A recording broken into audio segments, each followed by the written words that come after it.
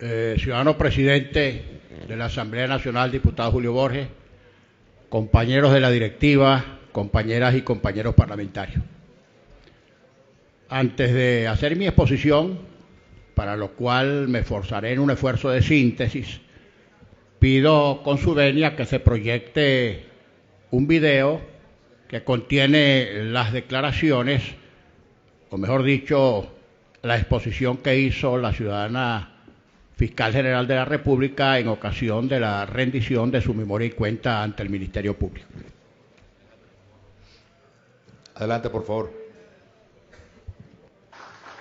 Para concluir, considero un deber histórico ineludible, no solo en mi condición de fiscal general de la República, sino como ciudadana de este país.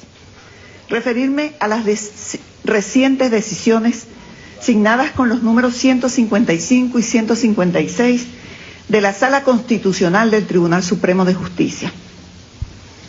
En dichas sentencias se evidencian varias violaciones del orden constitucional y desconocimiento del modelo de Estado consagrado en nuestra Constitución de la República Bolivariana de Venezuela. Lo que constituye una ruptura del orden constitucional. Es mi obligación manifestar ante el país mi alta preocupación por tal evento.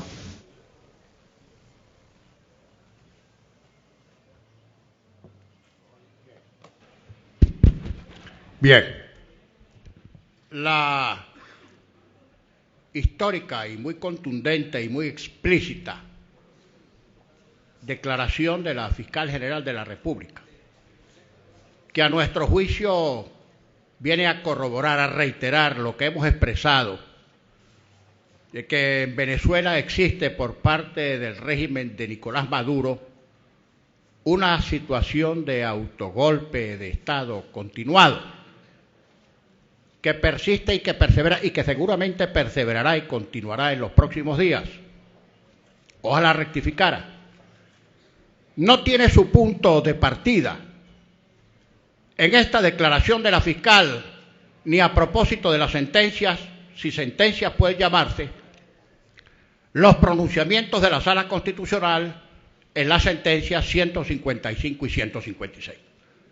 El golpe de Estado continuado, el asesinato de la Asamblea Nacional como expresión de la voluntad popular, comenzó a perpetrarla este régimen, y utilizo a conciencia la palabra perpetración, es decir, comisión de un delito, desde el momento mismo cuando el régimen conoció el resultado de la expresión de la voluntad popular contundentemente plasmado en las elecciones de diciembre del año 2015.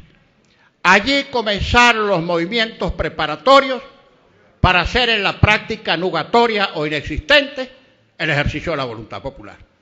El 23 de diciembre, y tomemos cuenta de los hechos y de las fechas, porque son muy importantes a los efectos de la determinación del hecho del autogolpe de Estado continuado, el 23 de diciembre, la anterior Asamblea Nacional, ya sabemos presidida por quién, designó en un procedimiento inédito, violatorio de la Constitución, violatorio de la ley y de todas las normas y procedimientos, un conjunto de magistrados que se hicieron famosos con el cognomento de magistrados exprés.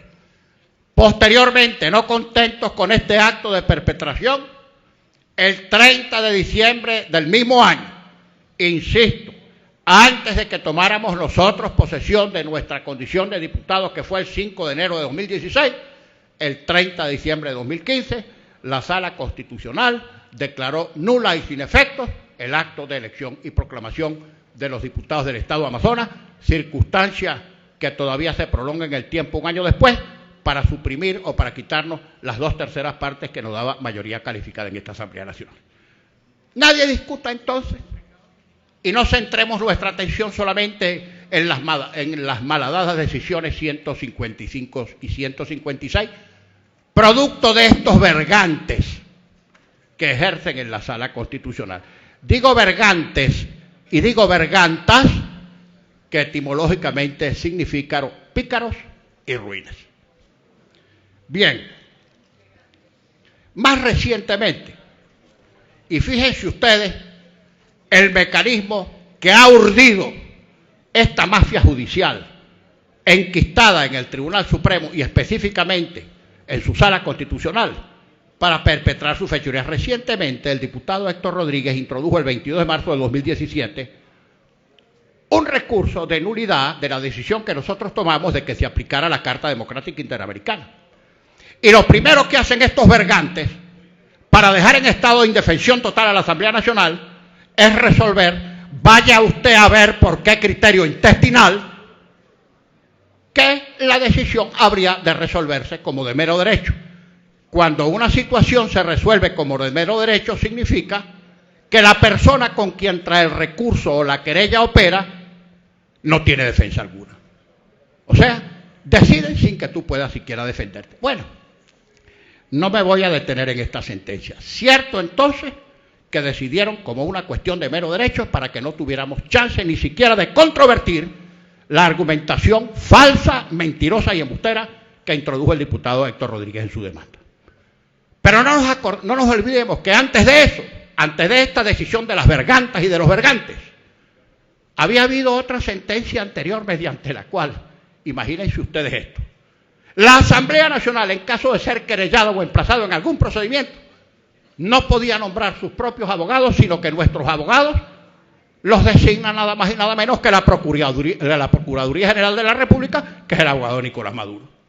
Imagínense que a cualquiera de ustedes lo demanden en cualquier juicio y el juez le diga, muy bien, usted está demandado, comparezca, dése por citado, venga a responder, pero usted no se puede defender a sí mismo, usted no puede nombrar su abogado, sino que su abogado se lo va a nombrar a la parte demandante. Esta es una de las sentencias, una de las 52 sentencias que han producido en el tiempo las vergantes y los vergantes. Las vergantas y los vergantes. Yo no me voy a detener porque seguramente el debate dará para mucho y no dispongo de demasiado tiempo. Referirme a que cuando la Asamblea Nacional o cualquier diputado o cualquier ciudadano pide la aplicación de la Carta Democrática Interamericana, lo que está pidiendo es que se aplique una ley supraconstitucional autorizada por Venezuela mediante tratado. Cuando tú pides la aplicación de una ley supraconstitucional, que esos son los tratados, no me voy a detener porque los tratados son leyes supraconstitucionales. Esta no es una doctrina inventada por nosotros. Eso se tiene que cumplir. Tú no estás pidiendo injerencia ni invasión de ninguna potencia extranjera, sino que estás pidiendo que en tu país se aplique una ley que tú has suscrito como país y que ruede y que corre y que forma parte del andamiaje jurídico de un organismo del que Venezuela forma parte. Eso no es injerencismo. No es injerencismo, por ejemplo, cuando ese gran entrépito que Hugo Chávez hasta violó el espacio aéreo de Honduras para defender al malentretenido aquel de Mel Zelaya que quería reelegirse en su país contra la Constitución. Tampoco hubo injerencismo cuando el gobierno venezolano invocó la aplicación de la Carta y la intervención de la OEA en el caso del cura Lugo, destituido por el Congreso de Paraguay. Bien, después que se produce la declaración de la fiscal, ese sabio que ejerce en Miraflores, quien debe tener el cerebro achicharrado, seco como una pasa de tanto pensar, se le ocurre citar el CODENA. Eso es igualito que si hubiera convocado a la Sociedad de Amigos de la Música o a la Sociedad de Amas de San Vicente de Paúl o cualquier organismo que no tenga que ver con esto. Porque el CODENA no tiene nada que ver como organismo, es un mero organismo consultivo. El CODENA no tiene facultad para dirimir ningún conflicto o diferencia entre poderes.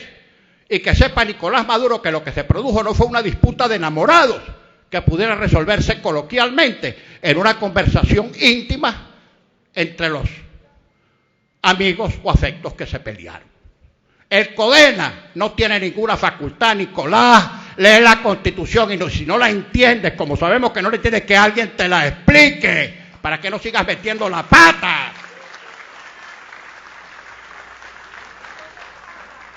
Luego tampoco, si es que se pensara que el conflicto lo puede dirimir el Tribunal Supremo de Justicia por la facultad que le está establecida en el numeral 9 del artículo 336, tampoco el tribunal puede dirimir la controversia, porque no puede dirimir la controversia quien forma parte de la controversia. Si hay una controversia entre la Fiscalía y el tribunal, no la puede resolver el tribunal. Y si hay una controversia entre el tribunal y esta Asamblea Nacional, tampoco la puede resolver el tribunal porque el tribunal forma parte de la controversia. Después se producen las sentencias 156, 155 y 156. ¿Qué decían ese par de sentencias de las vergantas y de los vergantes? Nada más y nada menos que el tribunal asumía las facultades constitucionales de la Asamblea. ¡Imbéciles! Existe el principio universalmente aceptado de la indelegabilidad de las funciones del poder público. Y no solo se atribuían esa competencia, sino que además señalaban que esas facultades las podía ejercer cualquier órgano que ellos designaran, por ejemplo, la Dirección de Tránsito Terrestre. Perdónenme la caricatura, pero así es. Si tuvieron el arrojo, la insensatez, la imbecilidad de decir que ellos podían delegar las funciones del poder público, que a su vez ellos habían usurpado, quiere decir que la podían delegar en quien a ellos les diera la gana. En la otra sentencia también se cargan la inmunidad parlamentaria, a fuerza de la cual ninguno de nosotros tiene inmunidad. Cuando se dan cuenta del escandalazo que se produjo, porque estos imbéciles parecen ser especialistas en autodestruirse, cuando ese par de sentencias se convirtieron en escándalo mundial, ellos creyeron que aplicando la operación tijera, otra vez como que si fuera una especie de repartición de botín entre los delincuentes que acaban de cometer un asalto, agarraron una tijera y mutilaron de las dos sentencias las partes que generaron escándalo. Y se acabó. Ellos creyeron que así se había resolvido adrede, estoy diciendo resolvido el asunto. Pero dejaron intacta, que a esto le ha prestado poca atención la gente, dejaron intacta la parte en la que la Asamblea no se puede meter, que son los contratos de interés nacional, concesiones, dinero que firme el Poder Ejecutivo sin cumplir con el requisito de pasar por esta Asamblea Nacional cuando se trata de contratos de interés nacional, que son todos esos. Esa sí la dejaron intacta. Bueno, luego produjeron, para enmendar esta torta, la sentencia 156 y 150. Pero es que estos lerdos ni siquiera toman en consideración cosas que deberían conocer.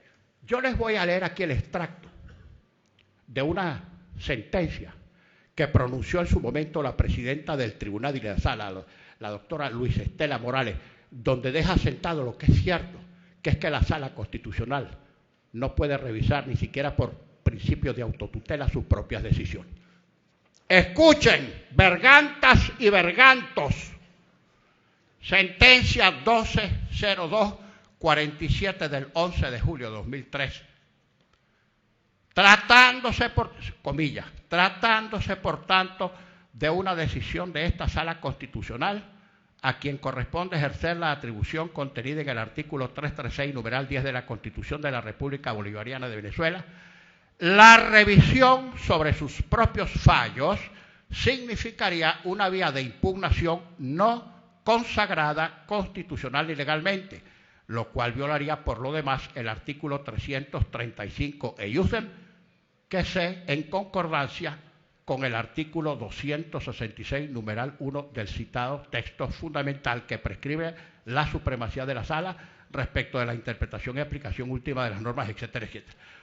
Por lo tanto, vergantas y vergantes, la revisión de sentencias de esta Sala resulta improponible en virtud que entre la potestad de revisar sentencias que le ha sido atribuida constitucionalmente a esta Sala, no se encuentra la posibilidad de revisar sus propias decisiones conforme al principio general recogido en el artículo 252 del Código de Procedimiento Civil como disposición de derecho procesal.